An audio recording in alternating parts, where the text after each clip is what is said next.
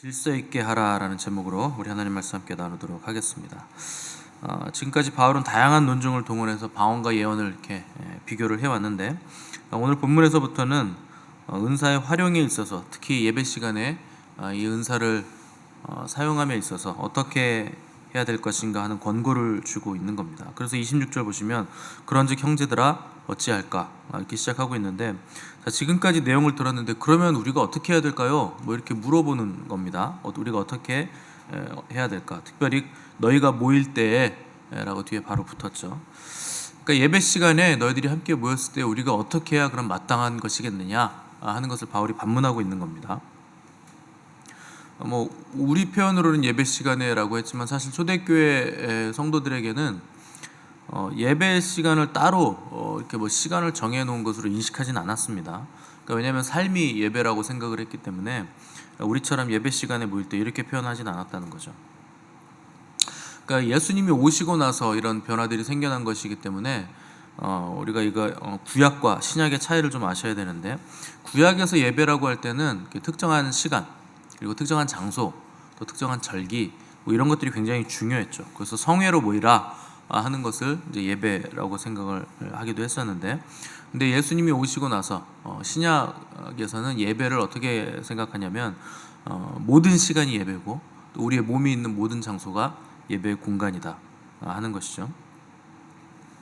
그러니까 이런 의미로 보자면 오늘날 우리가 생각하는 예배의 시간, 또 예배의 개념은 거꾸로 간 거예요. 구약의 개념으로 우리가 지금 역행한 겁니다. 만약에 주일에 함께 모여드리는 시간만 예배라 그러면 일주일에 예배 시간 별로 안 되죠. 주일 예배만 나오시는 분들은 1시간이 고작 예배가 되겠죠. 그게 아니고 예배는 한 주간 동안 우리의 삶에서 만나는 모든 삶의 자리들, 또 만나는 사람들, 그 모든 것들이 다 예배 안에 들어가 있는 겁니다. 그래서 하나님이 너희 몸을 하나님이 기뻐하시는 거룩한 산 제사로 드리라, 예배로 드리라 그러잖아요. 그러니까 몸이 있는 모든 공간은 다 예배 장소인 거예요. 장소의 제한성이 사라진 거죠. 그래서 하나님이 우리를 성전이라 이렇게 부르셨기 때문에 우리 몸이 가면 거기가 성전이죠. 그러니까 항상 성전에서 뭘 드립니까? 예배를 드리는 거예요. 그래서 우리 몸이 있는 곳 어디든지 간에 예배의 장소고 예배의 공간이고 예배의 시간에 제약을 받지 않는다. 공간에도 제약을 받지 않는다 하는 것이죠. 그러니까 이전에는, 예수님이 오시기 이전에는 예배의 시간과 공간에 있어서 굉장한 제약이 있었죠. 그 제사를 드리는, 따로 드리는 특정 공간과 시간과 절기가 있었기 때문에 굉장한 제약을 가지고 있었는데, 시간과 공간에 묶이는 예배는 굉장히 제한적인 예배입니다. 결핍이 있는 예배예요. 그래서 예수님이 수가성 여인에게 예배에 대한 계시를 열어주시면서 이 산에서도 말고 저 산에서도 말고 라고 하셨는데, 이게 무슨 얘기냐면 너희들이 이 산에서 드리는 예배도 결핍이 있고 유대인들이 저기 성전산 시온산에서 드리는 예배도 결핍이 있다. 그거 다 결핍이 있는 예배라는 뜻입니다. 여기나 저기나 거기서 드리지 말고 아버지께 예배하는 자들은 영과 진리로 드려야 된다. 시간과 공간에 묶이면 안 된다 하는 것이죠. 시간과 공간의 제약이 완전히 사라지게 된 이유는 예수님이 오시고 나서 그렇게 된 겁니다. 말씀이 육신이 되셔서 우리 가운데 거하셨다 하는, 그 거하셨다는 단어가 장막을 치다 라는 뜻입니다. 거하셨다는 게, 그 장막이라는 게 성막을 얘기하는 거예요. 그러니까 말씀이 육신이 되셔서 우리 가운데 성막을 펼쳐 두셨다, 성막으로 오셨다, 예배 공간이 되셨다. 그러니까 주님이 성전이시라 하는 뜻이고, 그분이 우리를 또한 성전 삼아 주셔서 하나님이 거하시는 성전 되게 해주셨다. 그러니까 당연히 공간적인 제약은 이제 완전히 사라진 것이라는 거죠. 당연히 공간의 제약이 사라지니까 시간적인 제약도 완전히 사라지게 됐다는 거죠. 그러니까 필요 없어졌다기보다는 공간과 시간의 제한성을 우리가 초월할 수 있게 됐다. 그러니까 훨씬 더 높은 경지로 우리가 나아가고 뛰어넘을 수 있게 됐다 하는 뜻입니다. 그래서 주님이 사마리아 여인과의 대화에서 영과 진리로 예배할 때가 오나니 곧 이때라 이렇게 말씀하심으로써 언제 어디서가 이제부터는 중요한 게 아니라 뭐가 중요하냐, 무엇으로 예배를 하는가가 중요한 거다. 아버지께 예배하는 자들은 영과 진리로 예배해야 된다 하는 것이죠. 뭐 당연히 영이라는 건 성령일 것이고 진리라는 것은 진리의 말씀, 하나님의 말씀을 뜻하는 겁니다. 그러니까 기준이 뭔가, 성령의 이끌림을 받아서 진리의 말씀을 기준 삼아서 예배를 드려야 된다. 그러니까 여러분, 아무 영이나 이끄는 대로 예배 드리면 안 된다는 거예요. 그래서 말씀을 통해서 말씀의 그 제약, 말씀의 기준, 그 안에서 우리가 예배를 드려야 되고, 또 아무 영이 아니라 내 생각이 아니라 성령님께서 이끄시는 그 이끄심을 받아서 우리가 예배를 드려야 된다 하는 것이죠. 때문에 성령이 지배하지 않는 예배, 또 하나님의 말씀이 지배하지 않는 예배는 예배로서는 굉장히 심각한 결핍이 있는 예배라 하는 것을 우리가 알기를 원하셨다는 겁니다. 그래서 항상 강조드리지만 교회는요, 말씀과 성령의 교회예요. 말씀과 성령이 영과 진리잖아요. 예배를 드릴 때는 예배를 드릴 때 그 기본적인 것조차도 말씀과 성령이 없으면 예배가 성립되지 않는 겁니다. 그러니까 둘 중에 하나만 강조한다는 건 그건 어불성설이에요. 말이 안 되는 거예요. 교회의 존재 자체를 포기하는 것이고 교회의 교회됨을 포기하는 거죠. 그러니까 말씀과 성령, 그 진리와 성령, 이 두 기둥이 교회를 지키고 있어야, 지탱하고 있어야 그게 참된 교회고 건강한 교회라, 또 하나님의 교회다 하는 것입니다. 그래서 신약 예배의 새로운 패러다임을 주실 때 주님은 영과 진리로 예배하라 이렇게 지침을 주신 거죠. 그래서 그리스도인들이 뭐 운동 삼아 한다고 막 요가를 한다거나, 또 신학생들이랑 신학교 교수가 절간에 찾아가서 템플 스테이를 하고 막 이런 짓들을 하는데, 그게 어떤 영에 이끌리는지, 어떤 영에게 우리가 몸으로 예배를 드리고 있는지 그거 무지하기 때문에 그런 일을 하는 겁니다. 하나님의 말씀과 하나님의 영이 아니면 다 그거 악한 영이에요. 세상의 영은 두 가지밖에 없습니다. 하나님의 영 아니면 어둠의 영, 악한 영이에요. 근데 템플 스테이 하고 막 요가, 몸으로 하는 요가, 그 예배하는 동작을 막 따라하고 이러는 게 다 사탄 예배하는 겁니다. 사탄의 영에 이끌리는 거고, 그 무지하기 때문에 그런 짓들을 하는 거죠. 그 몸이라는 거 굉장히 중요한 거예요. 그래서 영과 진리로 예배한다고 하면 사람들은 몸은 상관없다고 생각하는데 아닙니다. 영과 진리이기 때문에 몸이 필요 없다는 것이 아니라 오히려 몸이 영과 진리에 반응함으로 드리는 예배여야 된다는 뜻이에요. 그러니까 몸의 제한성을 초월한다는 뜻이지 몸이 필요 없다는 뜻이 아닙니다. 그래서 육신의 소욕을 거부하고 영의 인도함을 받는다, 말씀의 인도함을 받는다 하는 것이죠. 그래서 어떤 분들은 전도하면은 저는 죄가 많아서 교회 못 가, 이런 분들이 있어요. 저는 술도 먹고 담배도 피고 뭐 아직 죄가 많아서 못 갑니다 그러는데, 그럼 뭐 언제 옵니까? 언제 자기가 죄 안 짓는 적이 있나요? 그 핑계죠. 만약에 죄가 있어서 우리가 예배를 드리지 못한다면 우리 중에 누가 예배를 드리겠습니까? 예배는 육적인 조건으로 드리는 게 아니고 영과 진리로 드리는 거예요. 그러니까 몸의 제한성 때문에 예배 제약을 받는 게 아니고 그걸 초월해서 뛰어넘는다는 거죠. 그래서 죄를 마음대로 지을 수 있다는 게 아니고, 그렇다고 해서 육적인 조건과 환경에 매이지 않는 영적인 도전이 예배다 하는 것을 우리가 알아야 된다는 거죠. 생각해 보세요. 주님께서 이 예배에 대한 놀라운 계시를 누구한테 계시하셨냐면 사마리아의 수가성 여인에게 계시하셨습니다. 뭐 대단한 제사장이라거나 대단한 뭐 영적인 사람에게 계시하신 게 아니고 굉장히 육적인 여자, 굉장히 죄가 많은 여자에게 이 예배에 도전을 하셨다는 거죠. 육적인 조건으로 본다면 이 수가성 여인이야말로 만약에 예배를 드리기에 육적인 조건이 필요했다면 가장 합당하지 않은 여인이에요. 근데 그런 여인에게 엄청난 예배의 계시를 풀어주셨다, 열어주셨다 하는 건 그런 것들이 오히려 예배에는 제약이 되지 않는다는 거죠. 제약이 되지 않는 게 아니라 오히려 예배에 있어서 죄가 필수적인 조건이죠. 그렇지 않습니까? 예배라는 게 뭡니까? 제사잖아요. 제사를 왜 드립니까? 죄를 사하기 위해서 드리는 거예요. 근데 제사 자체가, 예배 자체가 죄를 사하기 위해서 드리는 것이기 때문에 나는 죄가 많아서 예배를 못 드려요? 그럼 말도 안 되는 얘기예요. 죄가 오히려 우리가 하나님을 예배할 수 있게끔 만들어주는 필수적인 조건이 된다는 거죠. 죄가 없는데 뭐하러 제사를 드립니까? 그러니까 주님이 예배에 대한 계시를 수가성 여인에게 다 풀어주고 난 다음에 맨 뒤에 뭐라고 말씀하시냐면 가서 네 남편을 데려와라. 이게 수가성 여인의 죄의 문제예요.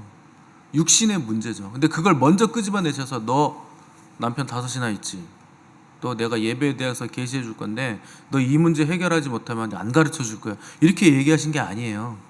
먼저 예배에 대한 계시를 열어주시고 가서 네 남편을 데려와라 이렇게 도전하심으로써 너 그 죄 있지만 네가 그 직면해야 되는 그 죄, 그것 때문에 예배가 막히는 거 아니다. 근데 그거 뛰어넘어야 된다 하는 것이죠. 율법도 마찬가지잖아요. 이스라엘 백성들이 율법을 먼저 받아가지고 와, 십계명이 이렇게 대단한 거구나. 이거 지키면 출애굽 시켜주신대. 열심히 지켜보자. 이렇게 된 게 아닙니다.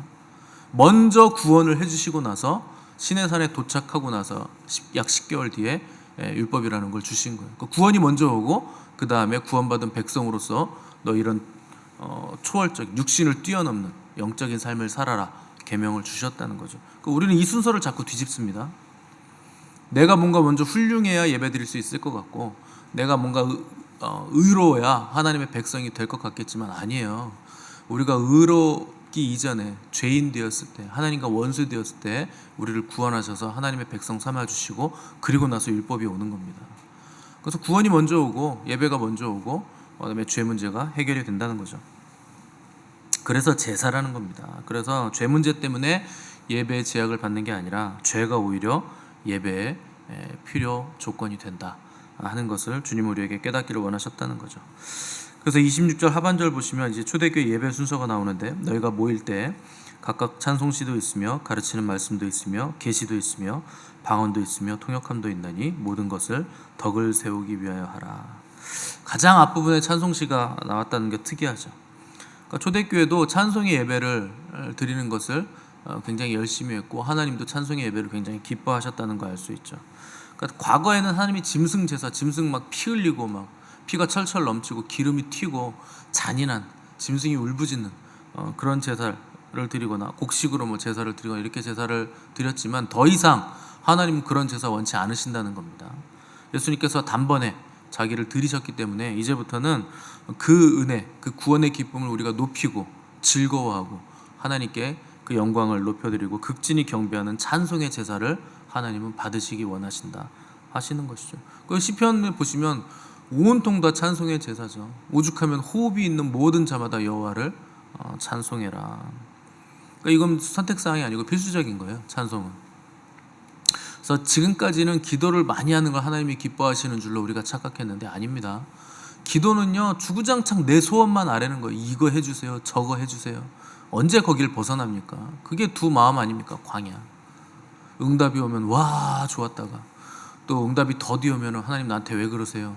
원망했다가 그 원망이 광야예요.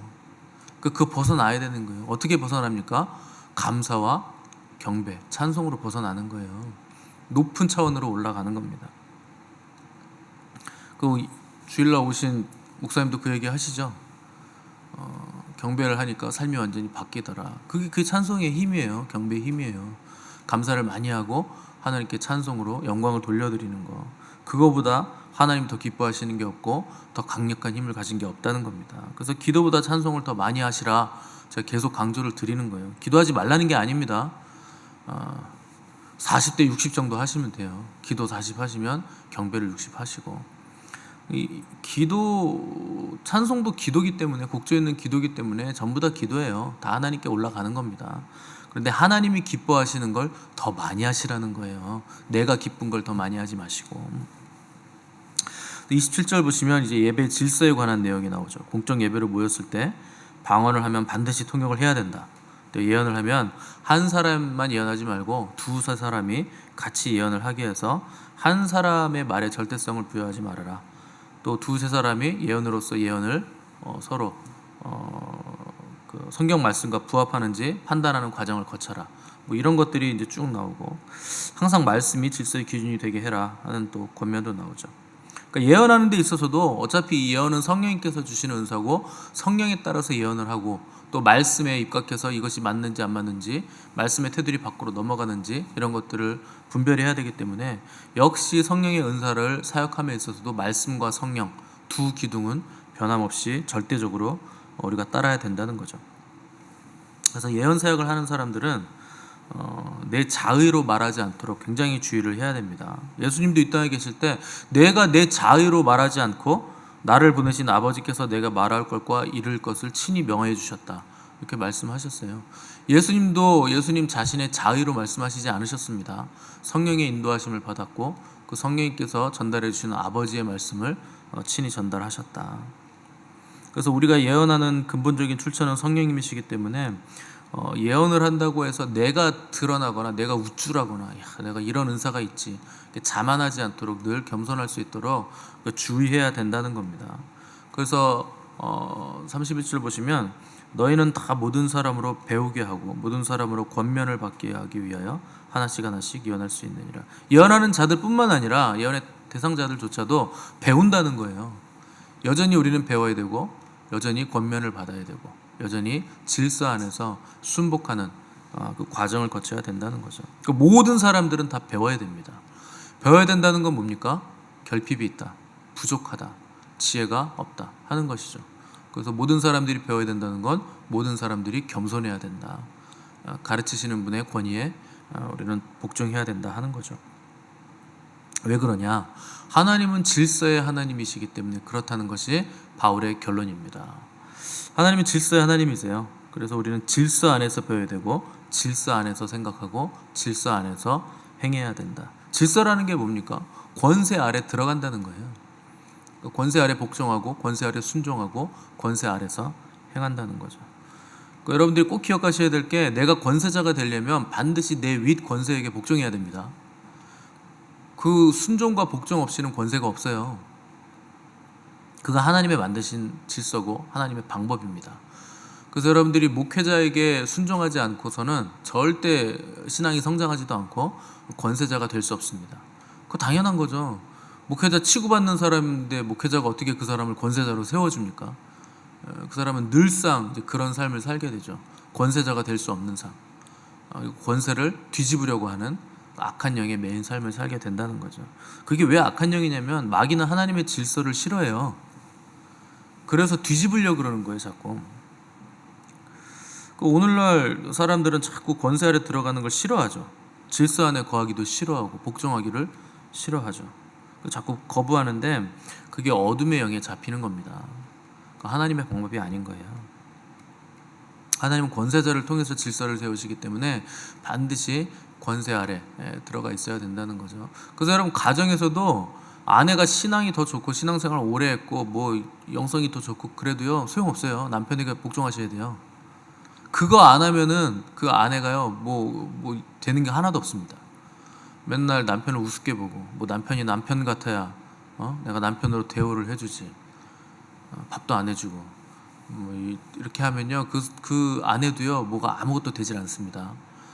하나님이 세우신 권세자가 남편이기 때문에 반드시 그 남편에게 순종하시고 복종을 하셔야 된다는 겁니다. 근데 마귀는 그걸 뒤집죠. 권세를 거부하라고 충동질하죠. 야, 네가 더 오래 신앙생활했잖아. 네가 더 잘났잖아. 네가 영적인 거 더 잘 알잖아. 네가 더 영적으로 파워가 있잖아. 네가 다스려. 남편 저거 아무것도 몰라. 이런 식으로 자꾸 뒤집는 거예요. 그게 어둠의 영에 잡히는 거죠. 하나님의 방법 안에서는요 질서가 굉장히 중요합니다. 하나님이 세우신 질서, 그 안에 질서 있게 정렬되는 거 굉장히 중요하죠. 그래서 은사에 있어서도 마찬가지입니다. 은사에 있어서도 질서는 굉장히 중요하고 또 질서가 필요하다. 왜냐하면 은사는 교회를 세우기 위해서 주신 것이기 때문에 당연히 교회 권세자에게 순종하고 복종하는 게 마땅한 거죠. 은사는요 내 것이 아니에요. 교회의 것입니다. 그러니까 하나님의 것이에요. 그러니까 내가 무슨 은사 자꾸 보이고 들리고 뭐가 나오고 뭐 대단한 은사를 받았다고 해도 그게 내 거라고 착각하는 순간 권세 아래 들어가지 못하는 거예요. 그러면 이제 그걸 전문 용어로 우리가 은사 깡패라고 부르잖아요. 사람을 조종하고 막 돈을 받고 가지고 자기 파당을 만들고 이런 식으로 가게 된다든지 그게 망하는 거예요. 권세 아래 들어가지 않았기 때문에. 그래서 은사를 사용하는 방법과 목적에 있어서도 은사 자체가 개인의 것이 아니라 교회의 것이기 때문에 은사를 사용함과 방법과 목적에 있어서도 교회의 권위와 질서 안에서 질서 있게 행해야 된다 하는 것이죠. 그래서 우리는 질서 있게 배워야 되고 또 각자가 가진 은사를 통해서 질서 있게 교회를 세워 나가야 된다 하는 것이 바울의 결론입니다. 교회라는 건 건물이 아니고 저와 여러분이 교회입니다. 그래서 교회는 순종으로 세워지고 또 권세 아래서 훈련받아서 세워지고 또 낙심한 자들을 서로 위로하고 격려하면서 세워지는 공동체가 교회입니다. 그래서 우리가 그렇게 방향성을 가지고 그렇게 목적을 가지고 가고 있다면 제대로 잘 가고 있는 것이고 온전한 교회로 우리가 세워져 가고 있는 중인 겁니다. 그래서 여러분들이 이걸 꼭 기억하시고 주님의 뜻에 따라서 서로가 서로를 세워주고 격려함으로 하나님의 기쁨이 되시고 또 서로에게 기쁨이 되시기를 바라고, 또 질서 안에서 서로를 위해 사랑을 주고받음으로 풍성함을 이뤄가시는 복된 미션처치 성도들 되시기를 간절히 바랍니다. 함께 기도하겠습니다.